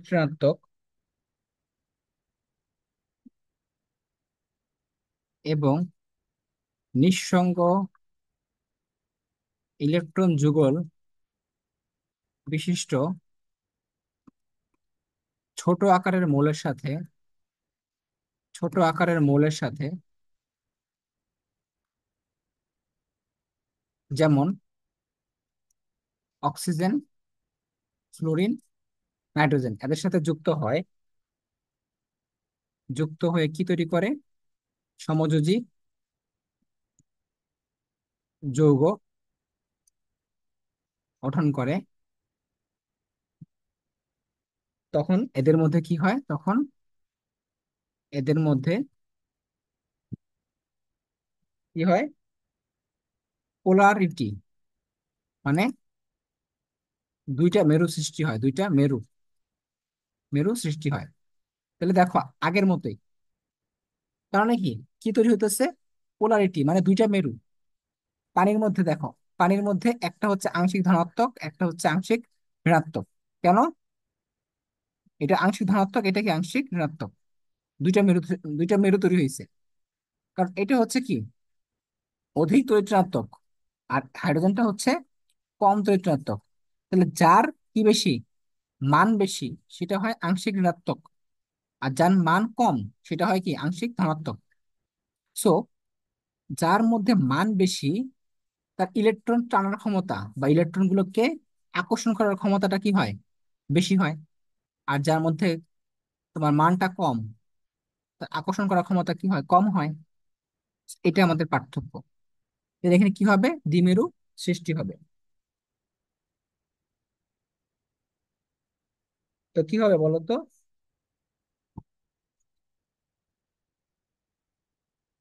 তখন তাকে বলা হয় হাইড্রোজেন বন্ধন। কি বলা হয় তখন তাকে? বলা হয় হাইড্রোজেন বন্ধন। তখন তাকে কি বলা হয়? হাইড্রোজেন বন্ধন। তাহলে এখন খেয়াল করি আমরা একটু। পানি লেখা শেষ শেষ নাকি? লেখা শেষ না হলে বলবো আমাকে। পানির মধ্যে দেখো, পানি, এটা হলো পানি, পানির অণু একটা, ঠিক আছে? একটা পানির অণু। এখন কি দিব? ডট ডট ডট ডট দিব। এটা হলো হাইড্রোজেন বন্ধন। এটাকে বলা হয় কি? হাইড্রোজেন বন্ধন। এটা একটা দুর্বল বন্ধন। এটা একটা কি? দুর্বল বন্ধন।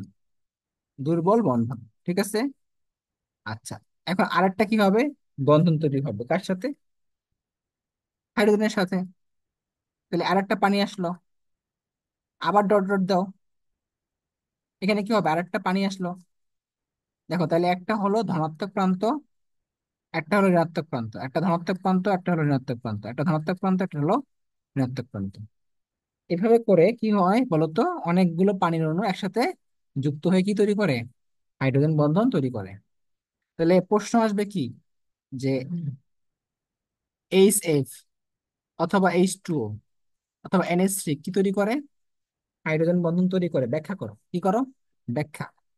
তখন আমাদের কি করতে হবে, ব্যাখ্যা দিতে হবে সংজ্ঞা দিয়ে, এবং চিত্র দিতে হবে, চিত্র মাস্ট, চিত্র মাস্ট দেওয়াই লাগবে, এটা দেওয়াই লাগবে, পানির চিত্র।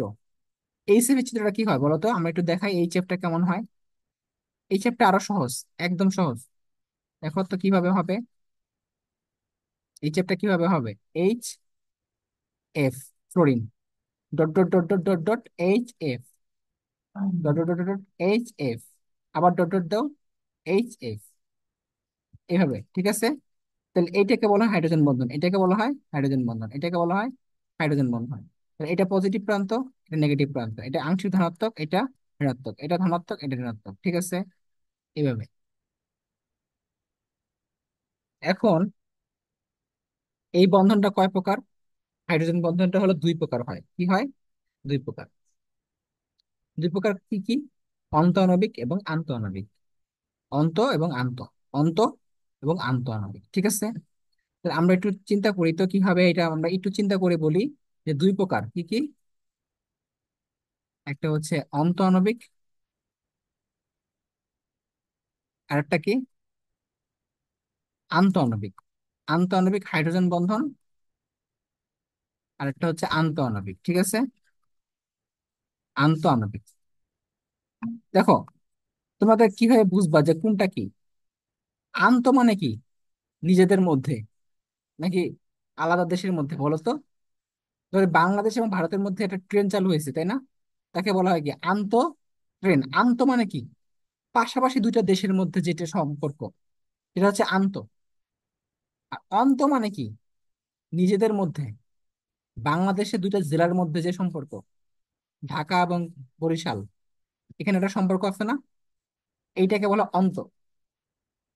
আর আন্ত মানে হচ্ছে পাশাপাশি দুইটা দেশের মধ্যে সম্পর্ক, তাই না। ঠিক তেমনি ভাবে অন্তঃআণবিক মানে কি, আন্তঃআণবিক মানে কি। আন্তঃআণবিকটা দেখো, যখন যখন দুইটা ভিন্ন অণুর মধ্যে, দুইটা ভিন্ন অণুর মধ্যে কি হয়, হাইড্রোজেন বন্ধন তৈরি হয় বা গঠিত হয়। আর অন্ত মানে কি, যখন একই মৌলের কি, একই মৌলের বা একই যোগের দুইটা ভিন্ন মৌলের মধ্যে, একই যোগের দুইটা ভিন্ন মৌলের মধ্যে কি হয়, বন্ধন গঠিত হয়।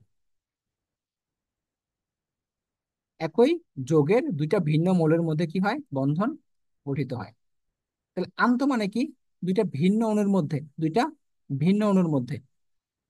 আর অন্ত মানে কি, দুইটা মানে একই যৌগের দুইটা ভিন্ন মৌলের মধ্যে।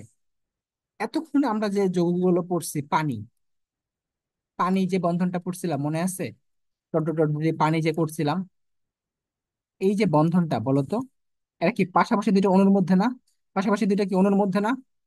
তাহলে পাশাপাশি দুইটা অণুর মধ্যে যদি হয়, তাহলে সেটা আন্তঃআণবিক। এই সেফ, এইটাও কিন্তু আন্তঃআণবিক, কারণ পাশাপাশি হবে, পাশাপাশি। তাহলে ভিন্ন দুইটা অণুর মধ্যে হইলে কি হবে, সেটা আন্ত। আর একই যৌগের দুইটা ভিন্ন মৌলের মধ্যে হইলে সেটা কি, অন্ত, ঠিক আছে। তাহলে এখন আমরা উদাহরণগুলো পড়বো। উদাহরণটা কি, অন্ত, ওই আন্তটা পড়ি আগে। আন্তর উদাহরণগুলো কি বলো, উদাহরণগুলো হচ্ছে এইচএফ, হাইড্রোজেন ফ্লোরাইড, পানি, অ্যামোনিয়া, ফেনল, ইথানল, মিথানল, বেশিরভাগ হচ্ছে আন্তঃআণবিক, ঠিক আছে। অ্যাসিটিক অ্যাসিড, অ্যাসিটিক অ্যাসিড মানে কি বলতো,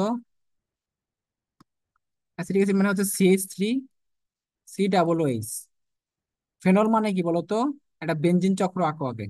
বেনজিন চক্র আঁকার পরে উপরে কি দাও? অ্যালকোহল মূলক দাও। তার নাম ফেনল, তার নাম হলো ফেনল। ফেনলের অপর নাম হচ্ছে কার্বলিক অ্যাসিড। কি অ্যাসিড? Carbolic acid. এটার অপর নাম হলো কার্বলিক অ্যাসিড। Carbolic acid. ফেনলের অপর নাম হচ্ছে কার্বলিক অ্যাসিড, কার্বলিক। আচ্ছা, আর কি আছে বন্ধন? প্যারা নাইট্রোফেনল, প্যারা নাইট্রোফেনল। এটার মধ্যে কি আছে? আন্তঃনবিক আছে, ঠিক আছে। এটা আমরা বুঝবো একটু পরে, এখন বুঝতে পারবো যে আসলে এটা কি। এটা আসলে কি, এটা একটু বুঝতে পারবো একটু পরেই। অন্ত, অন্ত কাদের মধ্যে আছে বলো তো? অন্ত, অন্ত আছে হচ্ছে অর্থ নাইট্রোফেনল। অর্থ, অতে হচ্ছে অ, অর্থতে হচ্ছে অ। তাহলে অর্থ, অর্থ নাইট্রোফেনল। ঠিক আছে। 2 নাম্বার কি? Salicylic acid. কি অ্যাসিড? Salicylic acid. 3 নাম্বার কি? অর্থ হাইড্রোক্সি, অর্থ হাইড্রোক্সি বেনজালডিহাইড, বেনজালডি। এখন আমরা একটু বুঝবো যে প্যারা নাইট্রোফেনল কি, অর্থ মানে কি, প্যারা আর অর্থ মানে কি। এটা আমরা এখনই বুঝবো, ঠিক আছে। তোমাদের চিন্তার কারণ নাই, এখনই বুঝে দিচ্ছি। দেখো, অর্থ নাইট্রোফেনল এবং প্যারা, এগুলো কি লেখা হচ্ছে সব উদাহরণগুলো? অর্থ নাইট্রোফেনল, স্যালিসাইলিক অ্যাসিড, অর্থ হাইড্রোক্সি বেনজালডিহাইড। দেখো নামের মধ্যে সরিও আছে না? সরিও, অর্থ, সরিও, অর্থ, অর্থ, ঠিক আছে। বুঝছো? অন্তটা কি হয় মনে রাখবা? অন্তটা মনে রাখা তো সহজ। সরিয়ে সরিয়ে আছে। আর একটা কি? Salicylic acid. আচ্ছা, এগুলো উদাহরণ লেখা শেষ। এখন আসো একটা বেনজিন চক্র আঁকো।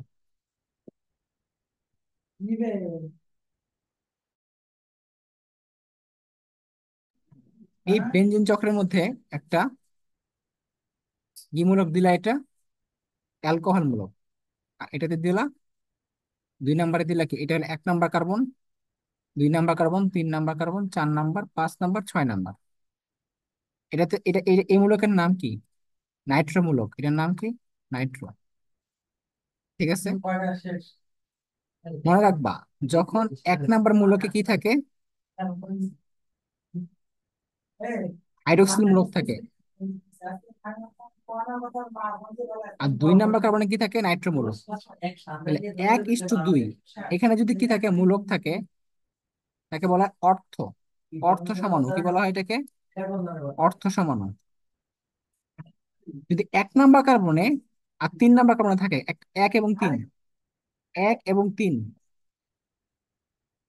1 এবং 3, এটাকে বলা হয় মেটা সমাণু। কি বলা হয়?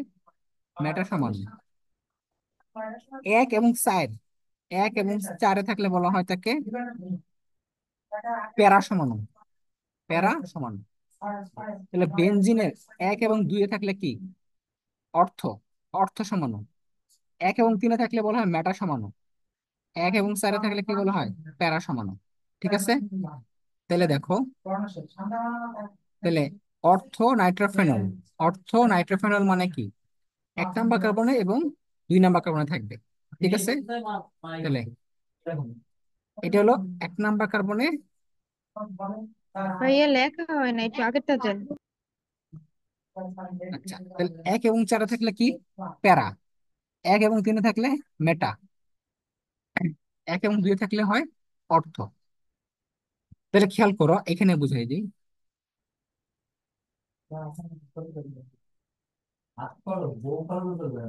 দেখো, পাশে লিখে দিচ্ছি। দেখো, এটা এটা হলো,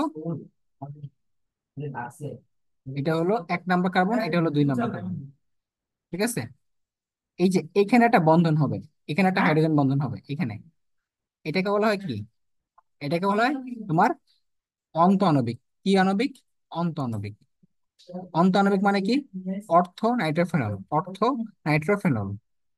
এখানে যে বন্ধনটা, এই জন্য এটাকে বলা হয় অন্ত আণবিক। কি বলা হয়? অন্ত আণবিক। ঠিক আছে। আচ্ছা, তাহলে অন্ত আণবিক বন্ধনটা কোথায় হলো? 1 এবং 2 এর মধ্যে। এটা হলো অর্থ নাইট্রোফেনল, অর্থ নাইট্রো। মনে থাকবে? আচ্ছা, এবার আসো 2 নাম্বার। লেখা শেষ তো নাকি? আচ্ছা,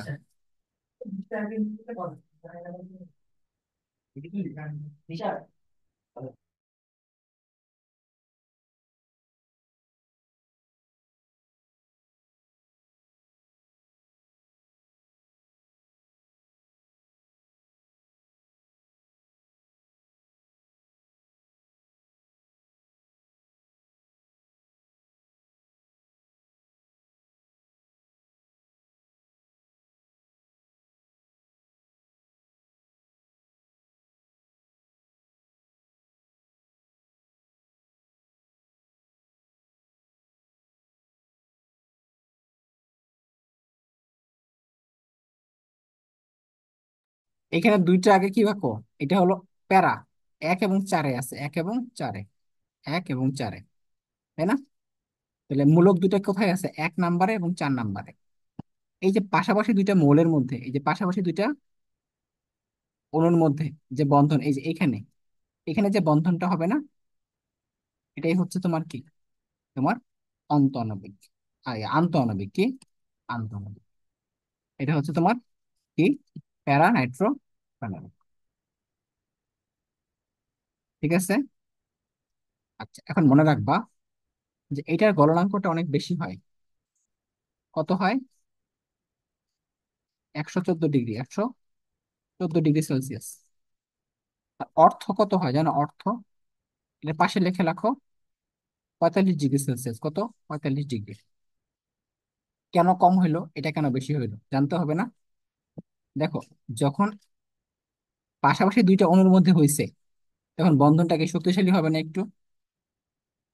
আর যেটার মধ্যে কি হয়েছে, একই যৌগের 2টা মৌলের মধ্যে হয়েছে, সেই বন্ধনটা দুর্বল হবে না একটু? সো পাশাপাশি হইলে কি হয়? ভাঙতে শক্তি বেশি লাগবে। আর কি, একই মৌলের মধ্যে হইলে বা একই যৌগের মধ্যে হইলে কি শক্তিটা কম লাগবে। সো গলনাঙ্কটা কি হবে? কম হবে।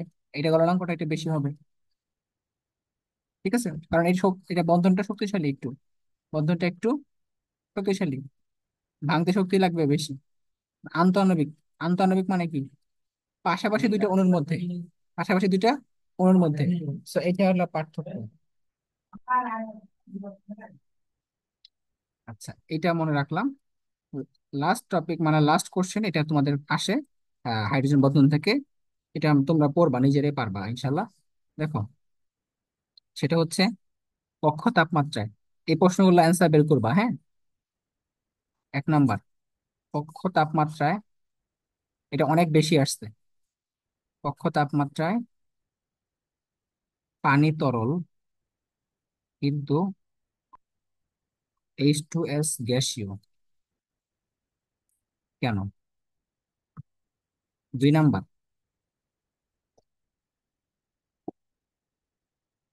পানির স্ফুটনাঙ্ক 100 ডিগ্রি সেলসিয়াস, কিন্তু HF এর 19.5 ডিগ্রি কেন? তাহলে একটা জিনিস বুঝতে পারলাম, যে হাইড্রোজেন বন্ধন আছে, তারপরেও কি আছে? স্ফুটনাঙ্কের পার্থক্য আছে। কিসের পার্থক্য আছে? স্ফুটনাঙ্কের পার্থক্য আছে।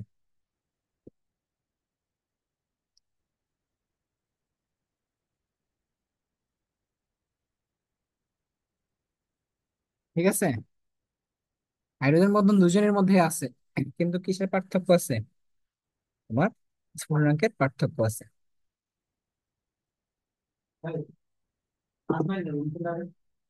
কোনটা? লাস্টেরটা, লাস্টেরটা।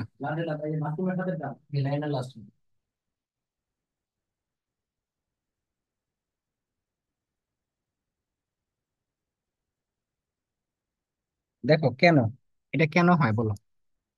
কারণটা হচ্ছে এই শেপটা কেমন দেখতে বলো তো? এরকম না?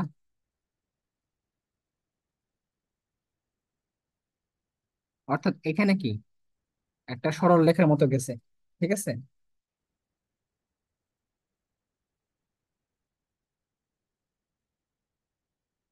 অর্থাৎ এইচএফ অণু একটা এইচএফ অণু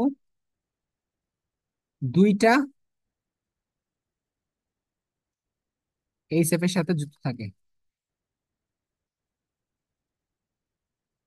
এখানে হাইড্রোজেন বন্ধনটা খেয়াল করো।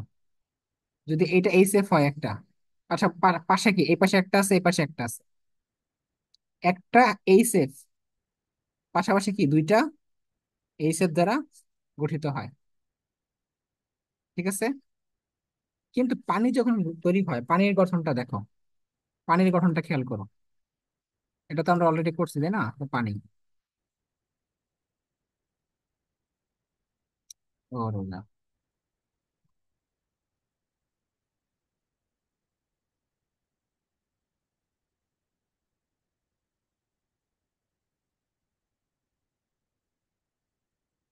নিচে দাও আরো একটা, নিচে একটা দাও।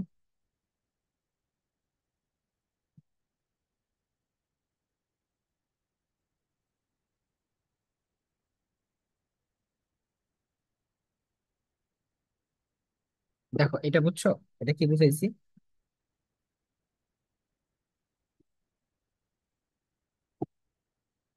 এখানে একটা অক্সিজেন দেখো, চারপাশে কয়টা হাইড্রোজেন আছে বলো? চারপাশে হাইড্রোজেন আছে চারটা। একটা অক্সিজেন, চারপাশে কয়টা হাইড্রোজেন বলো? চারটা হাইড্রোজেন। কয়টা? চারটা হাইড্রোজেন।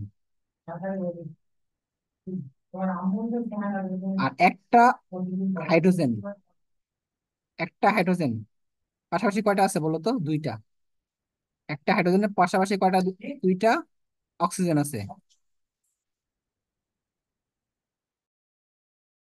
খেয়াল করো, একটা অক্সিজেনের চারপাশে কয়টা হাইড্রোজেন? চারটা।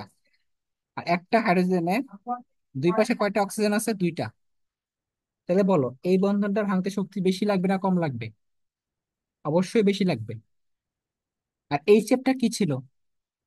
সরলরৈখিক ছিল না? সরলরৈখিক এভাবে ছিল না? সরলরৈখিক ছিল।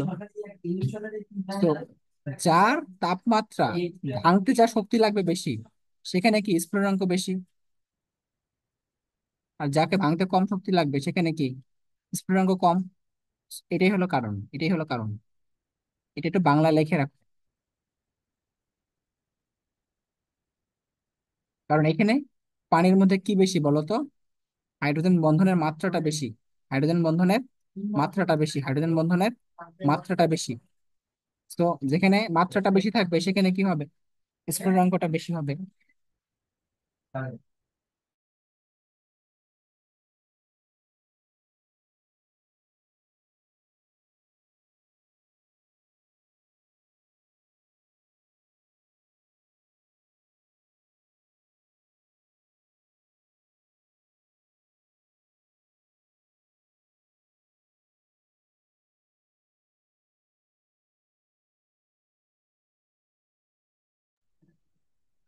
এটা কি বুঝতে পারছো?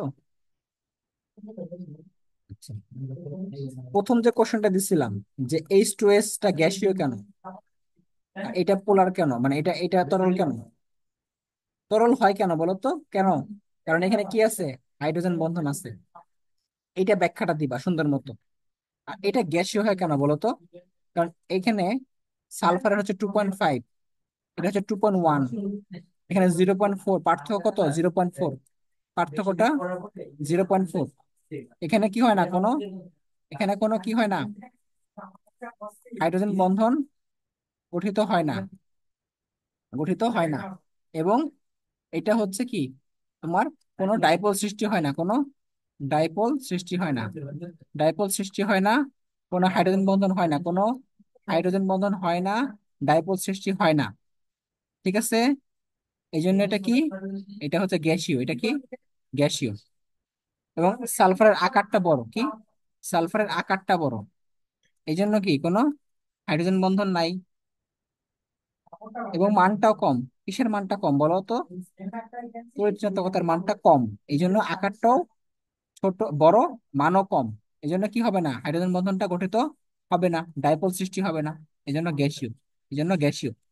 পানিটা তরল কেন বুঝছো তো? এটা তো আমার বোঝার দরকার নেই তেমন একটা। তাহলে এটা ব্যাখ্যা।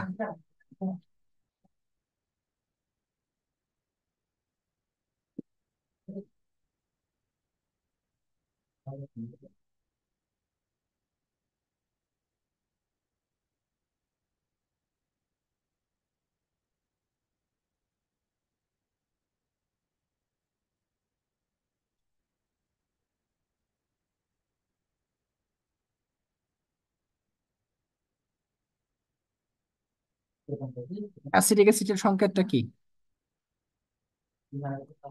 এটা হলো অ্যাসিটিক অ্যাসিড বা ইথানোয়িক অ্যাসিড। এখানে কি বন্ধন আছে? এখানে হাইড্রোজেন বন্ধন আছে। কি বন্ধন আছে? হাইড্রোজেন বন্ধন। তো দেখো, কার্বনের কয়টা হাত? চারটা। একটা, দুইটা, তিনটা। তিন হাতে তিনটা হাইড্রোজেন আছে, তিন হাতে তিনটা হাইড্রোজেন। আর একটা হচ্ছে এই হাতে। তো দেখো, এখানে কি করবে? অক্সিজেন যুক্ত হবে একটা, আর এখানে যুক্ত হবে একটা।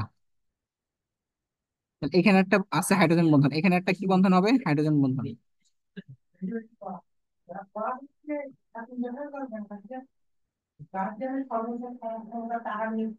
এইখানে একটা বন্ধন।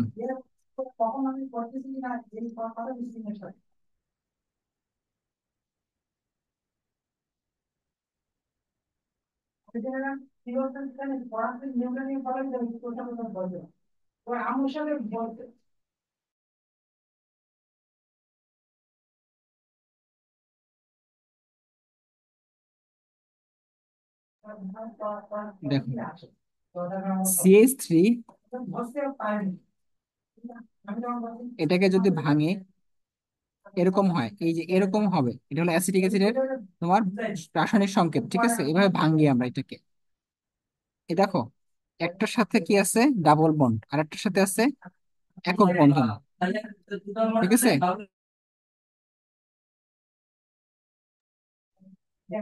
হুম।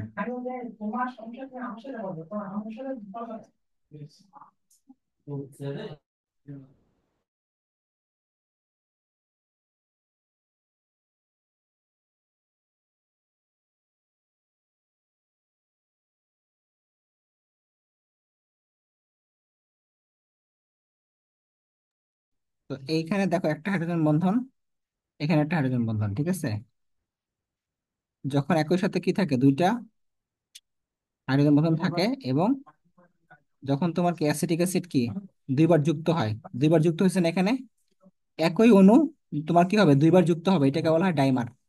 একই অণু কি হবে? দুইবার যুক্ত হবে, এটাকে বলা হয় ডাইমার। একই অণু কি হবে? দুইবার যুক্ত হবে। অ্যাসিটিক অ্যাসিডে, ডাইমারে হাইড্রোজেন বন্ধন কয়টা? দুইটা। অ্যাসিটিক অ্যাসিডের ডাইমারে হাইড্রোজেন বন্ধন কয়টা? দুইটা। এটা হলো কোশ্চেনে আসে। হ্যাঁ, অ্যাসিটিক অ্যাসিডের ডাইমারে হাইড্রোজেন বন্ধন কয়টা? দুইটা। এখানে একটা, এখানে একটা।